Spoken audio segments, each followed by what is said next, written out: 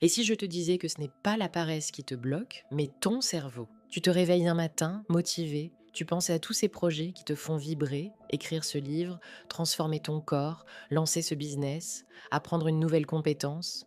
Mais quelques heures plus tard, tu es là, ton téléphone à la main, Netflix en fond, encore une journée passée à repousser, et tu te dis, demain, je m'y mets.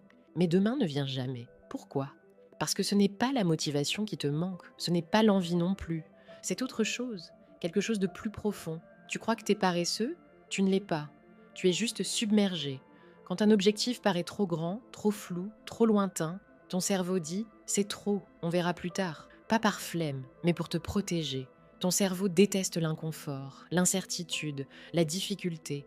Il veut ce qui est facile, ce qui est connu, ce qui est immédiat. Mais tu peux le reprogrammer, tu peux le tromper pour qu'il joue enfin dans ton camp. Voici 3 étapes simples pour arrêter de rester bloqué et commencer à avancer vraiment. Première étape, rends tes objectifs minuscules. Le problème, ce n'est pas le rêve, c'est qu'il est trop gros d'un coup. Tu veux écrire un livre? N'écris pas un chapitre, écris une seule phrase aujourd'hui. Tu veux courir tous les matins?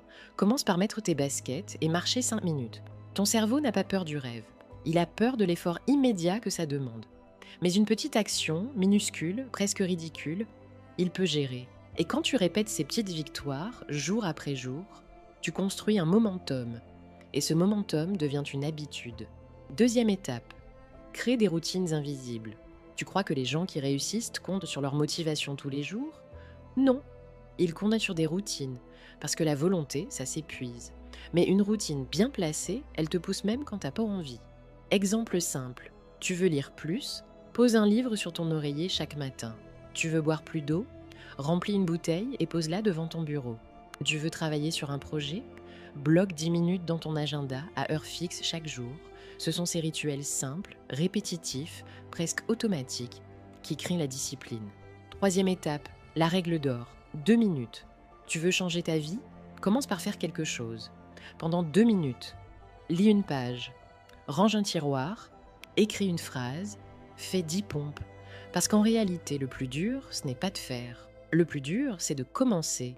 Et une fois que tu es lancé, tu te surprends à continuer. Comme une boule qu'on pousse sur une pente, le premier mouvement demande de la force, mais après, ça roule. N'oublie pas le plus important, récompense-toi.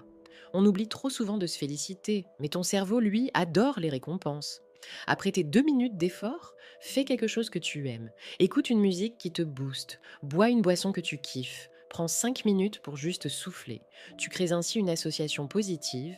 Effort égale plaisir. Et ton cerveau voudra recommencer. Il faut retenir ceci, les gens que tu admires ne sont pas meilleurs que toi. Ils ont juste commencé petit et ils ont continué. Tu n'as pas besoin d'être parfait. Tu as juste besoin d'être constant. Les petites actions, répétées chaque jour, font plus que les grands gestes isolés. Alors choisis une chose, là, maintenant, et donne-lui 2 minutes de ta vie, pas demain, aujourd'hui, parce que tes rêves ne t'attendront pas éternellement. Et ce n'est pas en avançant vite qu'on gagne, c'est en n'arrêtant pas.